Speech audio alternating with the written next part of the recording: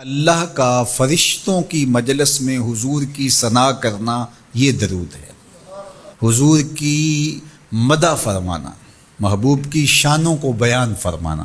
یہ صحیح بخاری میں صلاۃ کا ترجمہ حضرت ابو العالیہ رضی اللہ تعالی عنہ سے کیا گیا ہے۔ تو پھر درود کا مفہوم بہت وسیع ہے، حضور کی مدح و توصیف، حضور کے حسن کا بیان، حضور کے خصائل کا عنوان، آقا کریم کے شمائل کا تذکرہ، حضور علیہ السلام کے فضائل کی باتیں، حضور کی عظمتوں کا عنوان، یہ سب کچھ درود کے زمرے میں آتا ہے۔ اور پھر ساتھ صیغہ بھی درود کا ہو اور اس میں شانیں بھی حضور کی ہوں، جس طرح درود تاج میں ہے، تو اس میں حضور پر درود بھی بھیجا گیا اور ساتھ حضور کی عظمتوں کو بھی بیان کیا گیا۔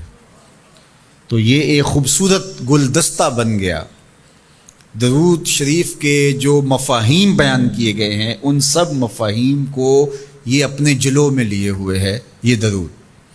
تو کثرت کے ساتھ حضور علیہ السلام پر درود پڑھنے کی تلقین فرمائی گئی۔ حضرت ابی بن کعب رضی اللہ تعالیٰ عنہ فرماتے ہیں کہ آقا کریم نے ترغیب دی درود شریف پڑھنے کی، باقی امور اور عبادت، ذکر فکر، تو میں نے عرض کی، ارشاد فرمائے کہ میں آپ پر کس مقدار میں درود پڑھوں، کتنا وقت، کتنا درود پڑھوں؟ تو آقا کریم نے فرمایا ما شئت، جتنا تم چاہو۔ فرماتے ہیں میں نے کہا میں چوتھا حصہ درود پڑھوں گا، باقی 3 حصے دیگر عبادات اور دیگر وظائف اذکار بجا لاؤں گا۔ فرمایا جس طرح تم چاہو، جو تمہاری مرضی، لیکن اگر درود کی مقدار کو بڑھا دو تو تمہارے لیے بہتر ہوگا۔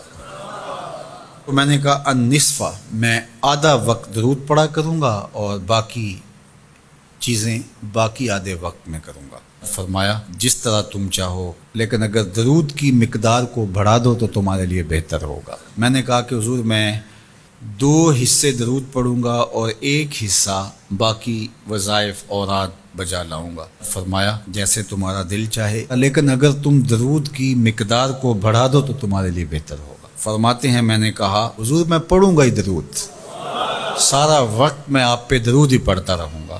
فرمایا پھر تمہارے سارے دکھ، تکلیف، اذیتیں، پریشانیاں، اس کے لیے یہ درود کفایت کرے گا اور تمہارے گناہوں کی مغفرت فرما دی جائے گی۔ تمہاری پریشانیاں، تمہاری اذیتیں، تمہارے دکھ، دور موجود میں لفظ بولا جاتا ہے ٹینشن، تمہاری ساری ٹینشن، تمہارے سارے معاملات حیات کی بے ترتیبیاں، پریشانیاں، دکھ، اذیتیں، سب کچھ ختم ہو جائے گا۔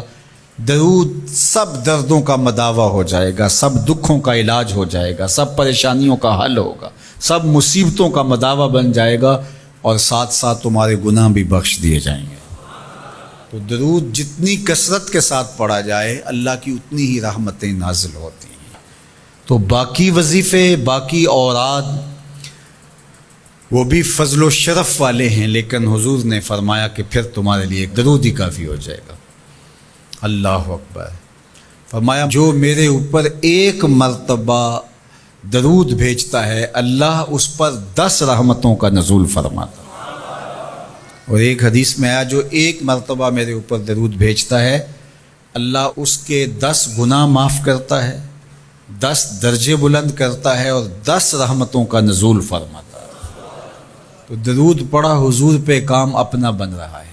تو درود پڑھنے سے انسان کا باطن سنورتا ہے، اندر پاکیزگی نصیب ہوتی ہے، گناہ دھلتے ہیں، عیب دھلتے ہیں، پریشانیاں ختم ہوتی ہیں، مصیبتیں، آلام، مصائب، دکھ، ٹینشن، پریشانی، جو کچھ بھی ہے یہ ختم ہوتا ہے، اور درود پرسکون بنا دیتا ہے انسان کو۔ راحت بخش ہے وظیفہ، سرور انگیز ہے یہ وظیفہ، نور بیز ہے یہ وظیفہ، ماحول میں شگفتگی پیدا کر دیتا ہے۔